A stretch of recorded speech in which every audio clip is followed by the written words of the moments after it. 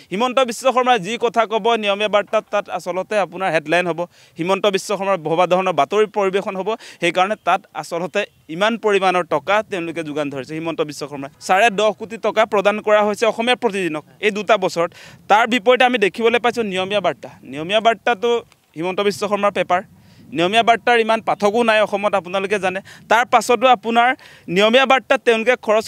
কৰিছে 11,74,34,442 টকা আচলতে এই নিয়মীয়া বাৰ্তা নামৰ পেপাৰখন দি দিছে নিয়মীয়া বাৰ্তাকটো ইয়াক ইমান দিবলগীয়া কথা নাছিলে নিয়মীয়া বাৰ্তাক দিয়াৰ কথাটো হৈছে তেওঁৰ নিজৰ পেপাৰ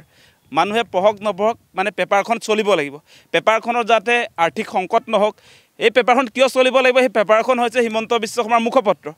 সেই পেপাৰখনত হিমন্ত বিশ্ব শৰ্মাৰ বিজ্ঞাপন হিমন্ত বিশ্ব শৰ্মাৰ হেডলাইন হ'ব তাত হিমন্ত বিশ্ব শৰ্মাই যি কথা ক'ব নিয়মীয়া বাৰ্তাত তাত আচলতে আপোনাৰ হেডলাইন হ'ব হিমন্ত বিশ্ব শৰ্মাৰ ভবা ধৰণৰ বাতৰি পৰিৱেশন হ'ব সেইকাৰণে তাত আচলতে ইমান পৰিমাণৰ টকা তেওঁলোকে যোগান ধৰিছে হিমন্ত বিশ্ব শৰ্মাই